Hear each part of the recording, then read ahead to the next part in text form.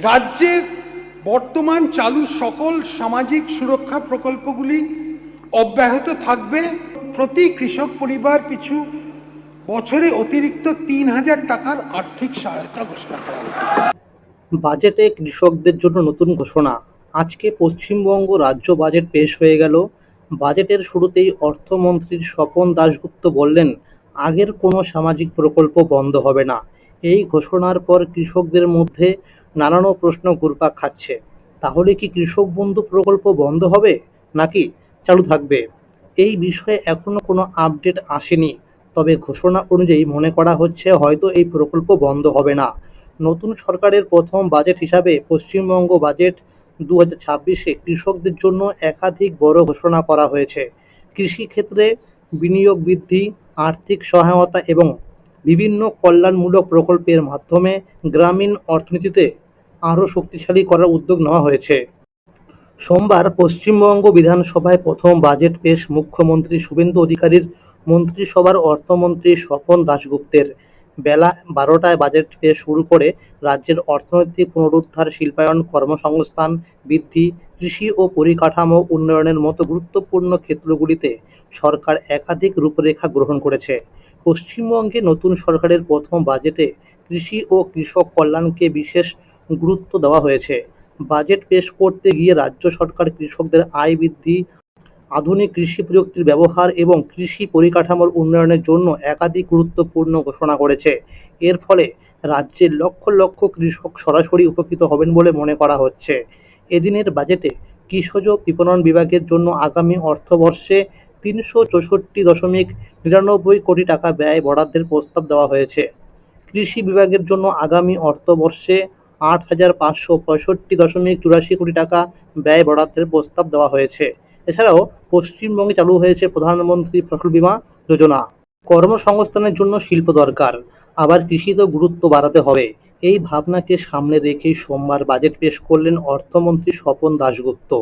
কৃষিতে ৮,৫০০ কোটি টাকার বেশি বরাদ্দের প্রস্তাব করলেন বাজেটে। কৃষকদের জন্য একাধিক ছাড় ও কৃষি পণ্যের যাতে উপযুক্ত দাম পান তারা, সেজন্য একাধিক প্রস্তাব করা হয়েছে। বাজেট শেষে মুখ্যমন্ত্রী শুভেন্দু অধিকারী বললেন, এবারের বাজেটে শিল্প ও কৃষিকে অগ্রাধিকার দেওয়া হয়েছে। এদিন বাজেট পেশের সময় কৃষি নিয়ে বলতে গিয়ে অর্থমন্ত্রী স্বপন দাশগুপ্ত বলেন, কৃষিজ বিপণন বিভাগের জন্য আগামী অর্থবর্ষে ৩৬৪.৯৯ কোটি টাকা ব্যয় বরাদ্দের প্রস্তাব করছি। কৃষি বিভাগের জন্য আগামী অর্থবর্ষে ৮,৫৬৫.৮৪ কোটি টাকা বরাদ্দের প্রস্তাব করছি। তন্তু চাষ নিয়ে অর্থমন্ত্রী বললেন, তন্তু চাষের আধুনিকীকরণ, তন্তুদ্রব্যের প্রক্রিয়াকরণ, এই শিল্পের উন্নতি এবং বাজারে প্রবেশের সুযোগ বৃদ্ধি করার উদ্দেশ্যে কেন্দ্রীয় সরকারের ন্যাশনাল ফাইবার মিশন প্রকল্পটি চালু করা হবে। কৃষকরা যাতে সহজেই সরকারি সুবিধা পেতে পারেন, সেজন্য কেন্দ্রীয় সরকারের ডিজিটাল এগ্রিকালচার মিশন রাজ্যে চালু হচ্ছে বলে অর্থমন্ত্রী জানান। স্বপন দাশগুপ্ত বলেন, ডিজিটাল প্ল্যাটফর্মের মাধ্যমে কৃষি ফসলের জন্য ঋণ পাওয়ার সুবিধা করার জন্য রাজ্য সরকার ভারতীয় রিজার্ভ ব্যাংকের সঙ্গে একযোগে RBI unified lending interface ULI সুবিধাযুক্ত ডিজিটাল কিষাণ ক্রেডিট কার্ড ব্যবস্থা পশ্চিমবঙ্গে চালুর প্রস্তাব রাখছে। এই উদ্যোগের ফলে ঋণ অনুমোদনের সময়সীমা 15 দিন থেকে কমে 15 মিনিট হবে এবং এপিআই নির্ভর জমি তথ্য প্রাপ্তির মাধ্যমে কাগজবিহীন ঋণ অনুমোদন সম্ভব হবে। যেসব কৃষকদের 2 হেক্টর পর্যন্ত চাষযোগ্য জমি রয়েছে তাদের উদ্দেশ্যে অর্থমন্ত্রী বলেন, যোগ্য কৃষকরা প্রকল্প ব্যয়ের মাত্র 10% দিয়ে পিএমকেএসওয়াই পিডিএমসির সুবিধা নিতে পারবেন এবং বাকি অর্থ পিএমকেএসওয়াই পিডিএমসি স্কিমে যা প্রকল্প ব্যয়ের 55% বহন করবে। রাজ্যের শেয়ার ছাড়া অতিরিক্ত টপ আপ হিসাবে রাজ্য সরকার বহন করবে। এর জন্য আমি 100 কোটি টাকা বরাদ্দের প্রস্তাব করছি। চাষিদের বিদ্যুৎ খরচেও ছাড়ের কথা এদিন বাজেটে ঘোষণা করেন স্বপন দাশগুপ্ত। তিনি বলেন, চাষের খরচ কমাতে ও চাষিদের আয় বাড়াতে সরকার কৃষিক্ষেত্রের উদ্দেশ্যে ব্যবহৃত সাবমার্সিবল পাম্পে ব্যবহৃত বিদ্যুতে প্রতি ইউনিট বিদ্যুৎ খরচের উপর 2 টাকা হিসাবে ভর্তুকি দেবে। কেন্দ্রের পিএম কিষাণে এতদিন যোগ্য কৃষকরা 3টি সমান কিস্তিতে বছরে 6,000 টাকা পান। এদিন স্বপন দাশগুপ্ত ঘোষণা করেন, কৃষির জন্য কৃষকদের বাড়তি চাহিদা মেটাতে আমি প্রতি কৃষক পরিবার পিছু বছরে অতিরিক্ত 3,000 টাকা আর্থিক সহায়তা ঘোষণা করছি।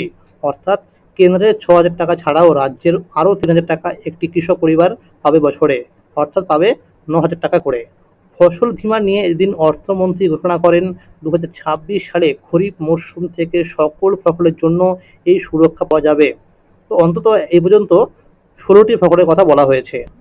কৃষি উৎপাদন বৃদ্ধি, ফসল বৈচিত্র্যকে উৎসাহ দিতে ও গ্রামীণ পরিকাঠামোকে শক্তিশালী করার লক্ষ্যে পিএম ধনধান্য কৃষি যোজনা DDKY আলিপুরদুয়ার, দার্জিলিং, পুরুলিয়া ও ঝাড়গ্রাম জেলায় চালু করা হয়েছে বলে বাজেট পেশের সময় জানান অর্থমন্ত্রী। বাজেট শেষে মুখ্যমন্ত্রী শুভেন্দু অধিকারী বলেন, এই বাজেটে শিল্প ও কৃষিকে অগ্রাধিকার দেওয়া হয়েছে। কৃষকদের জন্য একাধিক পদক্ষেপ করা হয়েছে। শিল্প কর্মসংস্থানের বাইরে অন্নদাতা ভগবান কৃষকদের দু হাতে এই বাজেট দেওয়া হয়েছে।